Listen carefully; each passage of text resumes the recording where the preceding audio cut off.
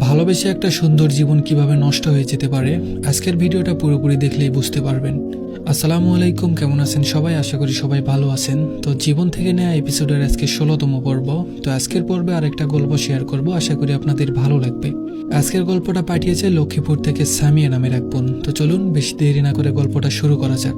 আমার নাম সামিয়া, আমার বাসায় লক্ষ্মীপুর কমলনগর। আমি 2024 সালে এসএসসি পরীক্ষার্থী ছিলাম, কিন্তু ভাগ্যের নির্মম পরিহাসে আমি দুইটা পরীক্ষা দিতে পারিনি। আমরা দুই বোন দুই ভাই, আমি পরিবারের বড় মেয়ে। সমাজে আমার বাবার অবস্থা অনেক ভালো ছিল, আমরা যৌথ পরিবারের ছিলাম, সবাই একসাথেই থাকতাম।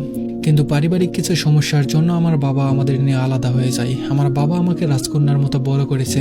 আমার বাবা আমাকে অনেক ভালোবাসে, নিজে খাইয়ে দিত আমাকে। সময়টা ছিল 2022 সাল। আমি তখন এসএসসি পরীক্ষা দিব, কিন্তু আমার কোনো মোবাইল ফোন ছিল না। অ্যাসাইনমেন্ট করার জন্য একটা মোবাইল দরকার, তাই মা বাবাকে বুঝিয়ে একটা মোবাইল কিনে দিতে বলে। বাবা বলে যদি পড়াশোনার জন্য মোবাইল দরকার হয় তাহলে পড়াশোনা বন্ধ, কারণ মোবাইল দিয়ে পড়ালেখা হবে না, আমার মেয়ে খারাপ হয়ে যাবে। মা বাবাকে অনেক বুঝিয়ে বলে, তাই বাবা একটা মোবাইল কিনে আনে। আমি এর আগে কখনো মোবাইল ধরিনি।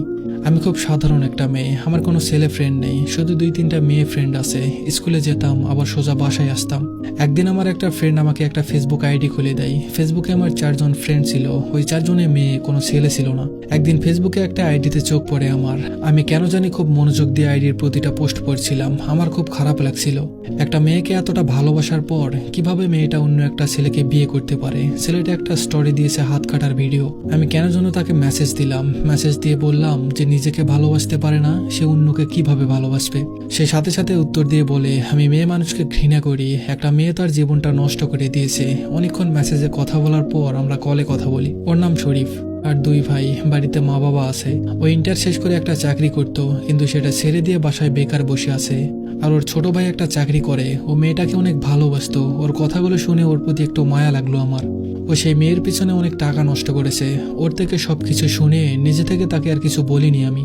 এরপর থেকে মাঝে মাঝে আমাদের কথা হতো। তখন আমার এসএসসি পরীক্ষা শুরু হবে।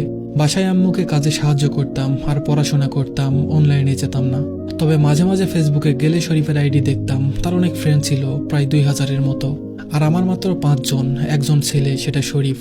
ও বলেছে ও আর সম্পর্কে জড়াবে না, তাই আমি তাকে আর বেশি কিছু বলতাম না। তবে আমি ভাবতাম ওকে ভালোবাসবো, নতুন করে বাঁচতে শিখাবো, কিন্তু সে সুযোগ দিল না। আমার আর কিছু করার নেই। তবু আমি ওর সাথে কথা বলতাম, অনেক বোঝাতাম। মাঝে মাঝেও আমায় বলতো, তোমার মতো মেয়ে হয় না, তুমি খুব সাধারণ একটা মেয়ে। আমার ফ্রেন্ড লিস্টে অনেক মেয়ে আছে যারা আমাকে ভালোবাসে, কিন্তু